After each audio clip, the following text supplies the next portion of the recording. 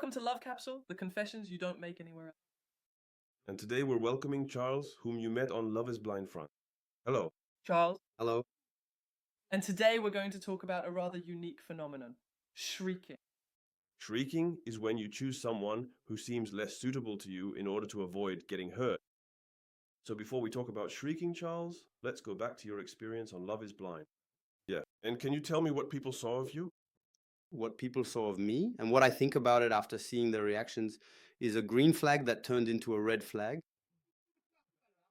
Apparently, you can change your personality just like that in 2 seconds. I don't really know why or how. But what's also interesting is that words seem to matter more than action, even though people always say that men should show things through their actions. But here I showed actions for 9 episodes, yet just a few words were enough for those actions to be forgotten. That's what you often say. People say, "They prove it." And now, in the end, you've proven yourself and words aren't enough. That's it, exactly. So maybe after actions, you need to find the right words. Or I don't know, maybe there's a certain order to it. No one told me at the start, but... And could you tell us a little bit, go back over the experience, tell us a bit about how you experienced it? How did I experience it?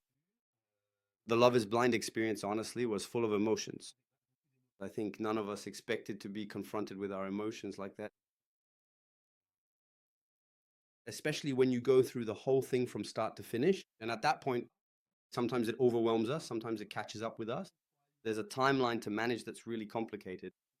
Because there are moments when you're really in it and moments when you're not. And I'm talking about the timing. And in any case, it's the same amount of time for everyone. You get to the wedding and you have to have an answer ready. And that's a beautiful thing. I was lucky enough to experience with you the whole capsule phase where we really got to know our future wives. I'd like to go back with you to the episode where you hesitated for a long time between two very different profiles, Julie and Sarah. What made you lean towards Julie at that moment? You see, that's what I always say, it's about emotion. I mean, with Sarah, she checked a lot of boxes, and there was also a sense of déjà vu, things I recognized in her personality and also in what Sarah does in her life, what she enjoys. And then there was Julie, who brought out emotions. And honestly, that's what we're looking for. Because, you know, in the end, you have to bend the knee, which you did too. Yeah, that's it. So without emotions, it's complicated. And then for me, on top of that, what happened? It's that they made their feelings known to me before I did to them. Yeah. So at that point, you're happy and you go for it, you know, if you want. But then you don't even know what you're feeling anymore. Deep down, nothing at all. I was totally lost, honestly. I was on the phone with my therapist every other day. I was like, cool, so what do I do? I was asking her to make the decision for me, but it didn't work. Well, of course not.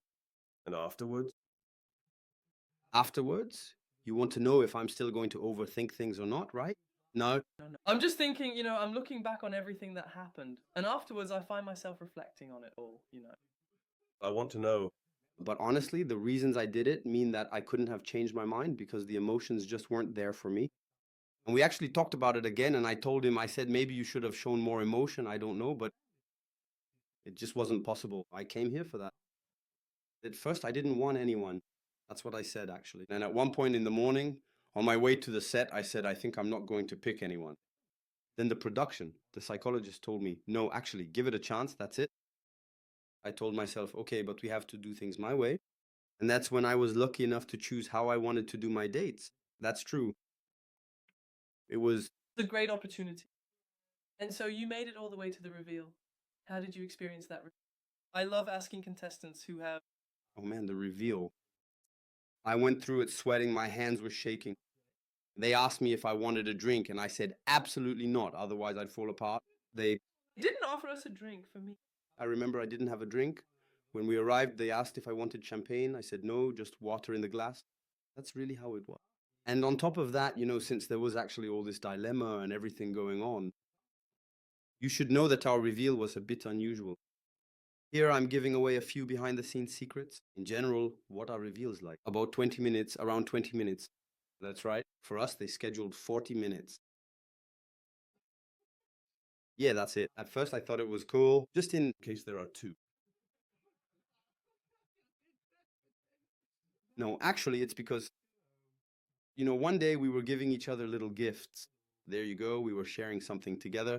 Then there's the day when we declare our feelings. and then the marriage proposal, and then after that, there's the reveal. I kind of put everything together on the same day. So as a result, to be nice, they said, go ahead, we'll give you a longer reveal. Because in the end, for me, the last thing with Julie, you should know that even for the marriage proposal, it was the same. It was a bit longer, but it was 40 minutes of explanation before I could finally propose. And at one point, you see us stumbling a bit, but all that got cut in the editing. You should know that for 10 minutes, I was down on one knee because Julie kept saying, wait, wait. She said, wait, wait. So I stayed on one knee for 10 minutes saying, okay, I'm waiting. It's just, that was it. So at one point, I stood up and reassured myself. I was a bit wobbly, but there you go. And so, Rivel, after that, we saw each other. I don't know about you, but actually, you don't think about the other person. Like, I don't like him or whatever. Honestly, I was just like, that's it. Finally, it's Julie. She's the one I've been talking to. She's the one, you know. It's all of that. And then a brief moment of panic. Julie sits down directly on the small bench. Wait, I haven't submitted my application yet. Wait. You see, I'm doing well. Go ahead. Let's try to make it smooth. Okay, I'll sit down and everything. And then I try to reintroduce the thing, but otherwise I still have a request to make of you in case you forgot. And so at that point, I help her up. And then she stands up and I get back down on one knee. I give a little speech. This one is a bit prepared because the first one I did mostly improvise. The first one was very beautiful too. At least I thought so. Everything was cut. I didn't see anything. I'm going to ask them for some things, but We'll ask with you if you want. oh, you guys don't have it either. But anyway, so yeah, I did the same thing, a little speech. Same thing, they cut me off during the reveal too. This time I had worked on the lines for 3 days. I was proud of myself, but nothing at all. But yeah, it was cute. And then Julie, along with my gift, had a little bracelet with those magnetic things, a little heart and all that. So she let it go. We put it on. We struggled to put everything on, the ring, the bracelet. It got complicated. It was nice. And yeah, at one point we were just there saying, well, this is cool, but what do we say to each other? You've got 50 guys watching you. You think to yourself, this is dragging on a bit. At first I was happy. Then on top of that, with the costumes, let's try not to stain them. Well, I don't know about you, but I'm wearing a wool suit. Great idea, right? We were freezing during the shoot at times, and now I was dying of heat. I Was actually very stressed. everything, she told me. Your hands are sweaty. And I said, Yo, don't say that. It's awful to see sweaty hands. I don't usually have them like this. But this time my hands really were sweaty and all that, but it was something, and honestly, it was cool because it made up for the marriage proposal. You should know that on the day of the proposals with the production team, we didn't see each other because the production wanted to isolate me at that moment and everything. I ended up completely in tears on the day of the proposal, the real day, because I proposed. By the way, you must have noticed in the living room, I wasn't seen for at least 4 hours, even though a proposal usually takes 20 minutes. And I proposed, like I told you before, it took a bit longer. And then when I came out, I was happy. You see, I'm just chilling, that's all. And then actually we do 30, 40, 2 walk-ins, 2 things in the hallway and all that. Then expressions like show us how you feel and everything. And then I go in, I come out of the capsule. I thought to myself, that's enough. Don't you have enough shots? We've been here for half an hour. And then they tell me, no, you're not going back to the living room. You're going straight into the capsule and that's it. What? Okay. And then there you go into the thing. I wasn't expecting it. And so like the mountains, the crazy emotional roller coaster, you know, I'm so happy. I just proposed, you know, it's the first time in my life I've done something like this. And now I have to break up with a woman, literally. I have to break up with Sarah. I go in and let me tell you, you're not proud. You're not proud when you walk in there. And that's it. I did it. I said what needed to be said. Sarah was not happy. That was pretty clear.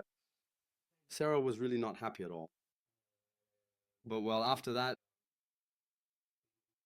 it's also kind of the whole idea of the show we chose to do. We know that these kinds of things can happen, and that's just how it is. Unfortunately, it happened to me, so I had to break a woman's heart, but that's how it goes. And then I ended up being the one in trouble because what did they do next? Then they kept me doing interviews, yeah, because I forgot. I did one interview before and then another one after. So I was gone for about 4 hours, but in between, stuff happened. And then I went back to the set and like actually when I got there, nobody even noticed me. There were no shutters or anything. I arrived so much later, like, oh, Charles is here, you see. He's not dead.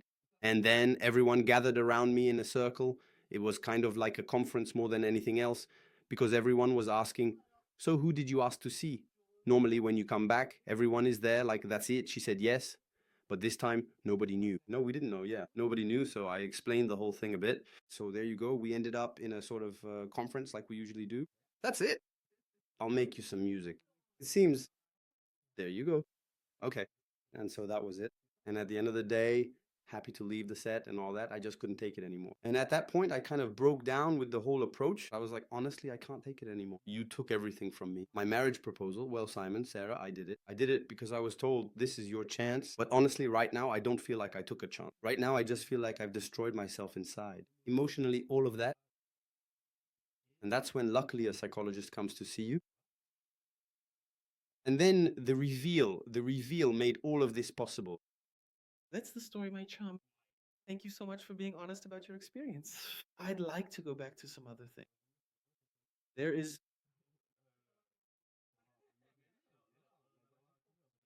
Nothing. nothing at all. Seen too much. It gives her a voice too. I'd like to go back to one episode, the one with the meeting. The two of us, we were just viewers, so we were able to observe you, especially you and Julie. And we saw that Julie really came in with a strong intention to confront things. She talked about a message. She wanted to show it. We want to give you the opportunity to speak about it, to express yourself on the subject. The message, it's true that I've already had the chance to talk about it a little here and there, but to do it here, this message was sent to a friend who posted a story about the place where Julie and I spent our wedding night, and I reacted by saying I was there 3 days before, or 4 days before. Well, yes, that's it. It was a friendly message. It was a friendly message. Afterwards, I think Julie saw it differently, probably because of wounds she has, a past that must have resurfaced. And that's it. And it's true that this message caused quite a few problems. And I was even surprised, actually, that we're even talking about it. The production was 100% aware. Our dear production team, we love them. That's it. I see you. We say it to each other on the phone. But yeah, anyway. Okay. That's it. But anyway, after that, everything kind of stayed on the same track. The rest of the meeting, everything stayed on the same tempo. But I didn't want to speak up at that moment. Like I was saying earlier, for me, everyone came here for drama to stir things up, like you said, with Julie and all that. Anyway, for me, it just turned into a mess. Except that I had already left. And that's it. And what everyone saw from Julie at that moment was a woman who already knew I was gone. So she kind of tried to bring it all back up again. But honestly, I really didn't want that. 8 months later, I mean, Me, I'm willing. You were a bit shocked by such a reaction, as you said, 8 months later. oh yeah, I wasn't expecting it. And above all, I really didn't see things the way she did. Often surprised yet. It was important to ask you the question to give you a chance to speak, the opportunity to express yourself about it. Thank you. So, for us, I redirected the message. I have my own opinion about it, but it's good that you can express yourself on the subject. And one last question to talk about the experience, to finish with Louis Blaine. Did it change your view on romantic relationships? Yeah. It changed my perspective on one very specific thing, actually. It's that we always wonder, actually, is it people who are alike who go together, or is it differences that complement each other? And so for me, regarding that, I think I found a real answer. It's that we need to have a similar mindset, a vision, and an outlook on life that are pretty much alike. On the other hand, in our daily lives, in our activities and all that, those things can be completely different. And that's where we share it with the other person. But in our minds, we need to have things that are really similar. And that's what I didn't have with Julie. And that's why it didn't work out. A different temperament, well, I think it was obvious you could feel it. And then in our daily life, I felt it even more. So that's really what I learned from it. And, looking back, you think about your past relationships and all those that worked out more or less well for certain reasons. and those where actually the mindset was the same, even if we didn't do the same things together, you know. But even on the opposite end, I had one who worked in healthcare, I work in tech. It's got nothing to do with each other. Even the friends, the circles, everything is different. But because we had the same mindset, it worked in everyday life. And it worked for 10 years in this case. There you go. Well, that's it. Thank you in any case for coming on the show. You're welcome. Now we can move on to our next topic. Shrieking. Shrieking. Why that? Because we talked about it together. That's true. You're the one who taught me about it. So could you tell us a little bit about it, your perspective on what shrieking is? Because people might not know about it. Shrieking is the idea, often more attributed to women, by the way, of being with someone less attractive than yourself. At least in our own self-assessment. And as a result, having more peace of mind about it. Why more peace? Well, once again, it's a very specific thing. It's the idea that as a result, he won't get hit on, that he'll be less likely to cheat, so he'll do more things for me to keep me. It's a lot of things that aren't good things, to be honest. And So then what triggers the shrieking? what triggers it? I think it's... Listen, not long ago, I saw a podcast. I don't know if it was a good one, but I can't remember what it was called, where a woman was speaking and she said that she was actually looking to meet a man for life, but not a man she loved with all her heart. Not No passion. no passion, especially no passion, and not even too much love either. And I think that kind of ties into this whole thing, which is basically the idea that I'm in something, I'm in a kind of healthy love, but actually that means I'm not in real love. And I think shrieking is actually really connected to that, because it's the same, really. If you don't find them very attractive, you're not that jealous, And you suffer less. and you suffer less. So I think that's kind of what shrieking is about, and that's also what it hides, but it also hides. There are a lot of things that aren't great, and unfortunately, there are things we have in our society today. And has it ever happened to you to lower the bar? Not necessarily just about looks or physical appearance, but your standards in general. Have you ever lowered your standards? Has that ever happened to you? I would say that I already have when it comes to my physical standards. Not necessarily physical, not just physical, exactly. It could be your standards when it comes to personality or in lots of other areas. Things, yes, but actually, it's not that I lower them. It's just that, in fact, I think you never really know what someone is like. As long as you haven't let a bit of the person's depth come out and rise to the surface. You see, with Julie, just to go back, we're switching a bit to my own life, but with Julie, there were quite a few red flags that I noticed, especially her temperament, which was completely the opposite of the motorcycle scene. But I also saw that with some of those red flags, she was someone open-minded who was trying to work on herself, and some of those red flags actually turned into green flags. Isn't that actually almost better in the end? I mean, you tell yourself honestly, even if in 10 years I find red flags in someone, it means that this person could turn them into green flags. And that's kind of what I saw with Julie. And that's also why I wanted to give our relationship a chance. It's because there are these red flags that get turned around. And I'm a lot like that myself. To get back to your question, I'm really like that. And I don't consider myself above anyone else. And so I give people a chance to show who they are. So yes, there comes a point when I've seen enough. Ciao, bye-bye. We'll see each other again. You're great for all that. If you want, we can still go to the movies or out to eat together. I adore you. But on the other hand, we won't be together. And that's just how it is. But it really has happened to me with some people. Honestly, I swear that's how it was. And today, you know, or with people I've seen again and everything. So, of course, later on, when you're in a relationship, those aren't people you really keep close to you, obviously. But these are people that as long as I wasn't in a relationship for a while, I kept seeing them and everything was fine. So it just goes to show it works too. You can be mature in relationships, which is a good thing. Even if it's our inner child that's a bit present, we can still be mature and it works. And in your opinion, why do some people prefer to love someone who isn't as good? In order to avoid getting hurt? It's a little bit like what I was saying earlier, but to say it again, it's to avoid getting hurt. And you, Anais, you said it too. It's simply to avoid hurting yourself. Nothing more, nothing less. But it's terrible because Today, in order to be able to love, you have to be able to suffer. And as long as then there are people who have just given up on that. And Then, unfortunately, do you end up choosing less well and suffering or not? That's an experience I've really lived through already. I tried it once and it was worse. well, there you go. It was worse. And on top of that, you can't even say that you ended up with your ideal. That, Right there, that's my little crick. Go on. Careful. the union guy. We're at 33 tons this weekend. Sorry, excuse me. No, just kidding. But it's true, we found each other. Yeah. Yeah, go ahead, go do it. Yeah, that's it. I shout on every set that we're madly in love and that I'm the happiest man in the world to have met you on that reveal day. Our dear beloved little Colgate. I saw that when it opened. By the way, soon I'm going to be Colgate. They've offered me a bunch of things. They told me, wait, we're going to sing at Chico Mai's place. And then I was like, okay, great. I'm going to look like Stan. Perfect right away. You should have seen us taking selfies together. In your opinion, is shrieking something conscious or rather unconscious? Actually, I talked too much earlier. We already anticipated all these questions. There's both a conscious and an unconscious part. Either the person is dealing with unresolved traumas, I think, and even denies them, and from there it's unconscious. They're drawn to those things.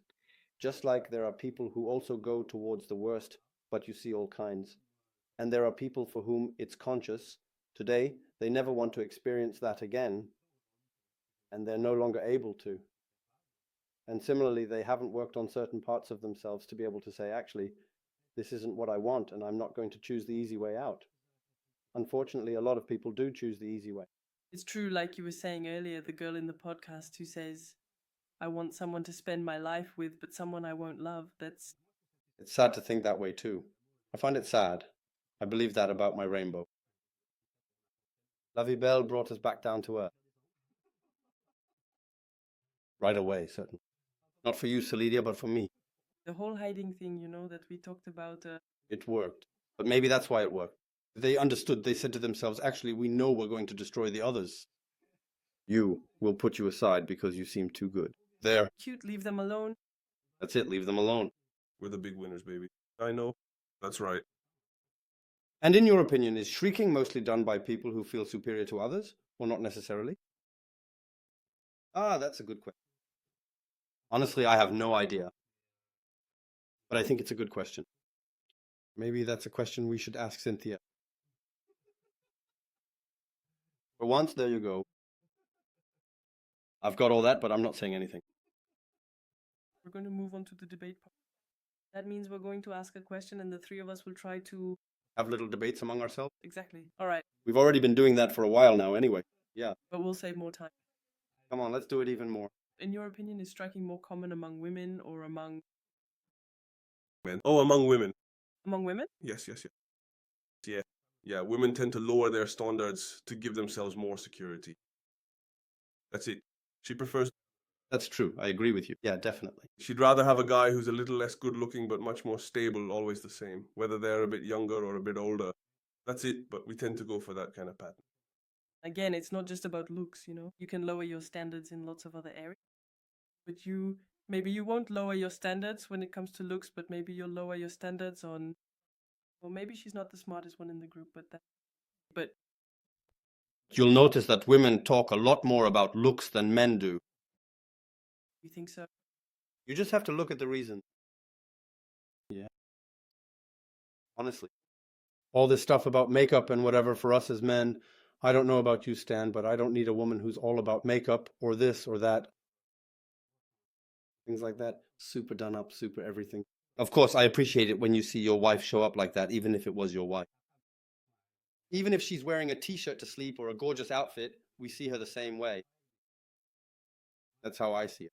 And today, you just have to look at social media. Look at the comments on Love is Blind. Women are all talking about him. He's handsome, he's not handsome. Some say the casting looks like a little bakery. And then there are those who say, honestly, I wouldn't give those guys 3 coins. Because there are all tastes, all colors. That's how it is, and we never talk about that stuff. We don't care. Not a single guy has ever come up to me and said, he's handsome or he's ugly. It still depends. But there's also an ego issue. For us, it's harder to admit to shrieking, because if your wife looks like Fiona, you're happy. So, I mean, sure, but either she's super smart and really sapiosexual, and she cooks amazingly well, and it's a real treat at home and all that. It's just crazy. But he's telling me that I'm Macho, if I say she cooks well, it's true. He's already saying you have lots of good quality. Not at all, my love. Of course not, but that's sweet, but wonderful. But I was talking about boys in general. It's much harder for a guy to accept having a little gnome next to him. For girls, it's different. And then there's also a variation, something you can very often say about a man. He's not very handsome, but he has charm. Look at Vincent Cassel's face. He doesn't look like much, but he dated the most beautiful woman in the world. He has incredible charisma. But on the other hand, it's hard for us to say, oh yeah, she's not pretty, but she has charm. I've never heard that said about a girl. Me neither. That's true. But you men, it's true that there's always this thing about charisma. It's true there's always this thing of he's really charming. That's not wrong. Okay. You agree? That I agree. Agree? Very well, let's continue then. Does lowering your standards really help you find love? Or does it end up making you lose respect for yourself? So I once lowered my standards, telling myself this one won't cheat on me. But he was living a double life, so it was even worse. So no, I don't think lowering your standards is a good idea. I do think it makes you lose your own value, but without being extreme, just knowing what you want and what you deserve, I think that's important. Lowering your standards doesn't work. You'll end up even more disappointed in the end. When you lower them and he betrays you anyway, it's going to be even worse. Might as well be betrayed by someone you actually like. Exactly. But here, we're always talking about looks when you mention standard. No, it's all the... The standards. Especially when it's not about looks, I agree. Besides, when you're looking for someone who suits you, that's what matters anyway. But I have to admit, for me personally, honestly, all these stories about standards and stuff, I'm really only discovering this side of things since Love's Blend, because I wasn't into that at all before. I think I just don't agree with people. I don't even know. That's not how I see it. I just either like someone or I don't. So if I don't like them, I'm not going to tell myself I'll look for things I do like. I absolutely agree. So, I mean, after that, we can put on a front. The people we like don't all have the same standards when it comes to their values, their mindset, or... Well, no, otherwise I wouldn't be single, right? I'm not going to tell you. But no, unfortunately, no. I don't know. I'm still looking for that rare gem. So for me, if I try every time, I have no idea. The Thing is, I'm sure it made you look like it. Do you have a letter? I didn't hear it myself. that you were going to find love. I hope so. It's For sure, yes. But does lowering your expectations, since in fact humans are a variable we can't control, you might meet someone who doesn't necessarily live up to what you expected at first, but who can also grow in the right direction. I agree. That's what you said. The moment ago. But yeah, of course it can be a bit risky because if right from the start, you're right, there are a lot of things missing and it all falls apart, it sucks to have invested yourself for that. But you can, especially with boys who become men, you can date a guy at 24 and by 28, that guy turns into a man. You need to have passion for that. I don't know. I just put something like that, but it can vary. But that's because you're a good person, caring and all that. And that's the hope we want to give with every human being. But that's it. But as an anecdote, it's the same for me. With Julie, there are things I've written about. One day she even came back from Fnac. She said to me, here, I bought a little book. I'm going to look into this. I see the title of the book. How to Practice Nonviolent Communication, you see? So, I thought that's cool. She's actually working on herself. Well, it can be a bit scary at first when you see that. Yeah, okay. I know what you're going to say. I've been trying to lock her in a basement several times, so I'd really like to read this book. How to kill your boyfriend in 5 steps. No, I'm kidding. It's just the school curriculum.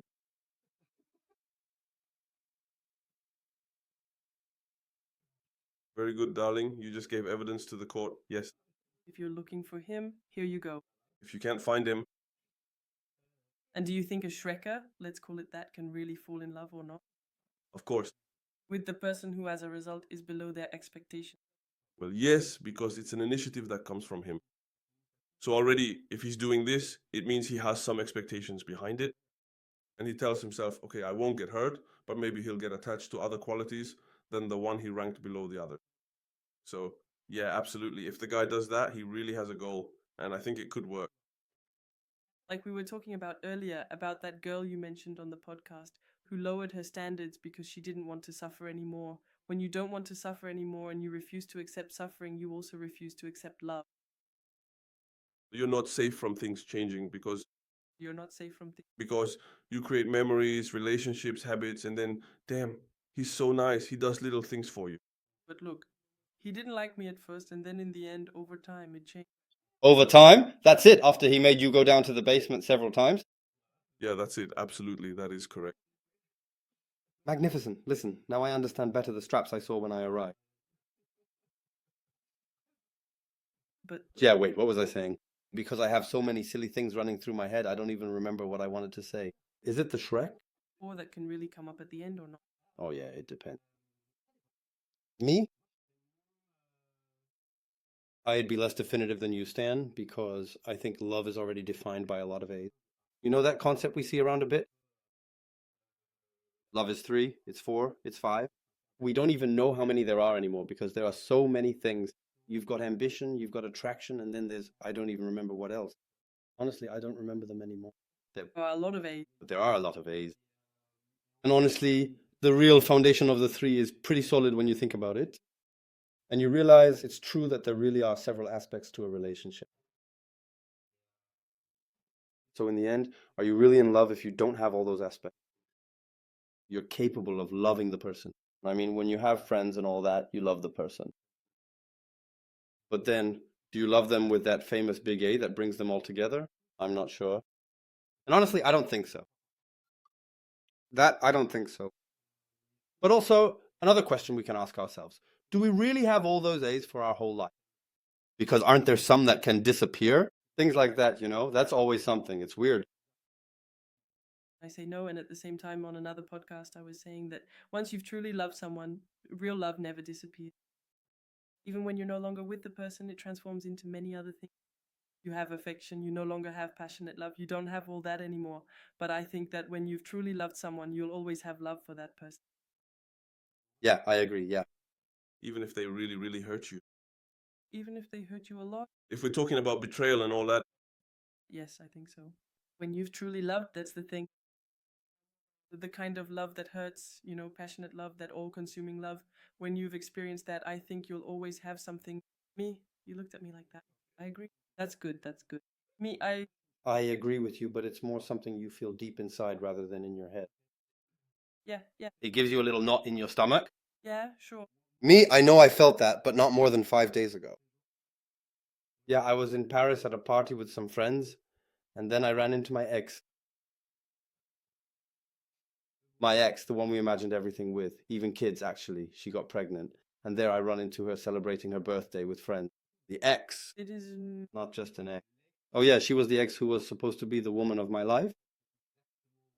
I experienced exactly what you just described. I would have said no if I hadn't gone through that 4 days ago. But honestly, seeing her again gave me a knot in my stomach, and I think she felt the same, because at one point during the evening, we weren't paying attention, we turned around, and bam, we found ourselves face to face. We were both, I didn't see it coming. And then just like that, we both slipped away. Not a word, we just slipped away. Whereas at another moment, I ran into one of her friends, we chatted quickly and all that, but when it was the two of us, we crossed paths, we saw each other face to face. Yeah, you just weren't lucky with that. Goodbye. Oh yeah, no, but really, that's when you feel it, at least for me. It's not. Because today I have exes, I can see them again, I can go hang out with a guy I play with, it's no problem, that's it. But that's because you don't talk anymore in the first place.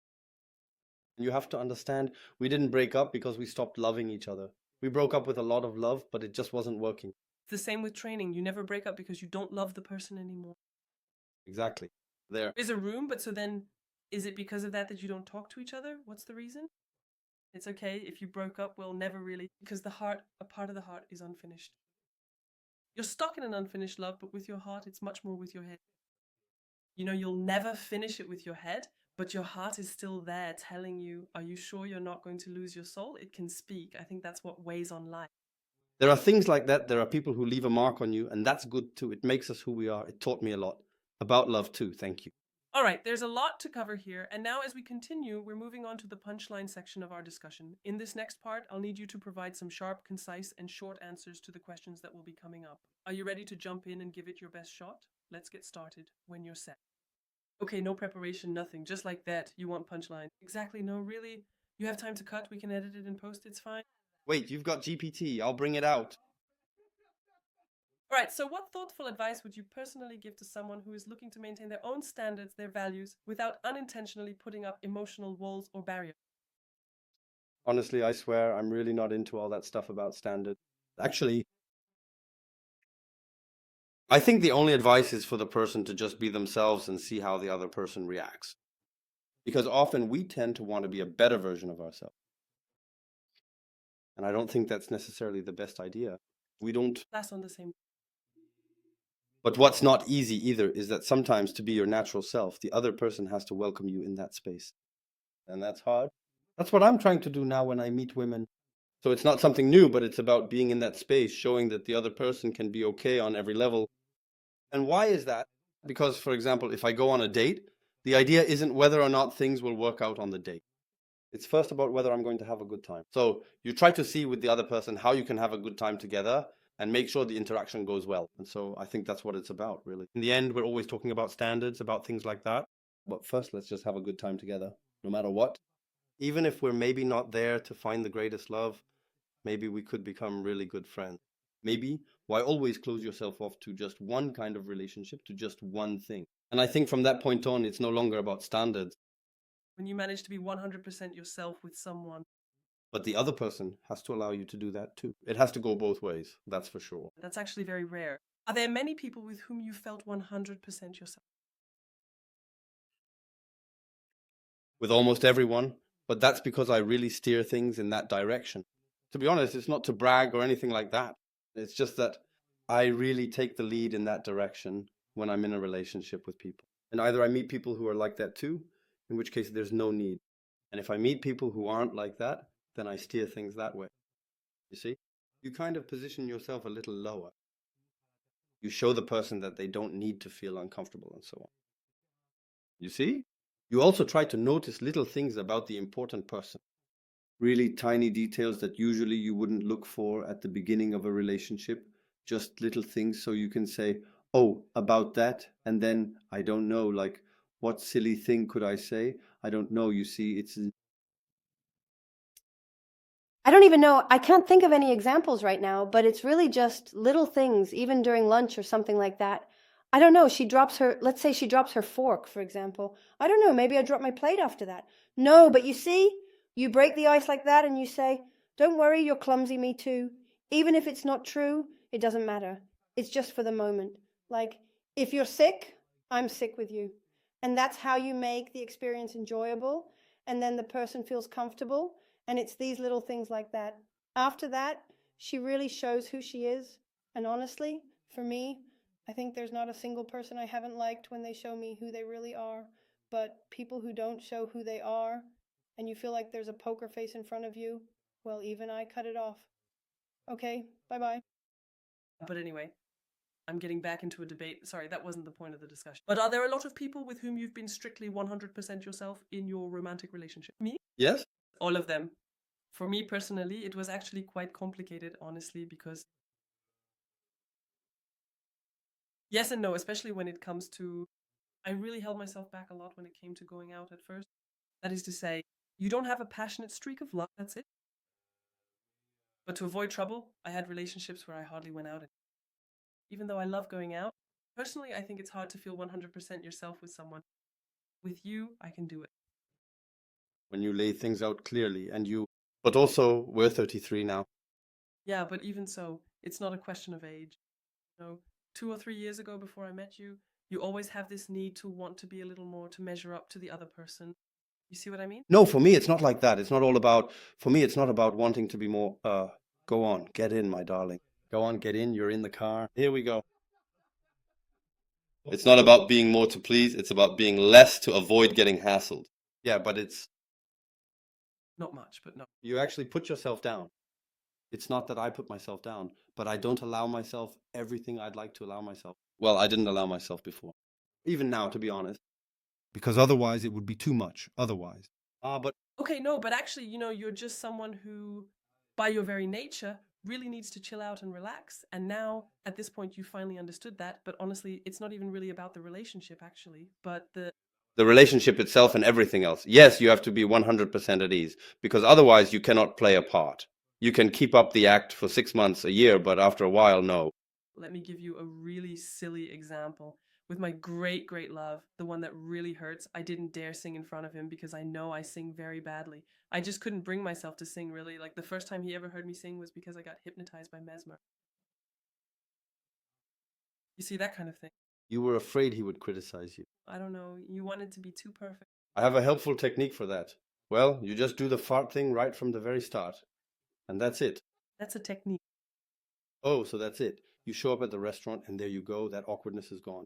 It's a technique that can be quite useful in various situations. Okay, let's try one last sentence together. So please finish this sentence for me. For you, the Shrek King is... Take a moment to think about your answer before you respond. Crap, I'm really sorry, but I actually like it. to be completely honest, Thank you so much. Thank you all. It was a warm welcome. All of this was cool, really cool. As for us, we'll see you next week for a new episode. Don't hesitate to subscribe, share, and comment if you enjoyed this podcast, and I'll see you soon. See you soon. ciao.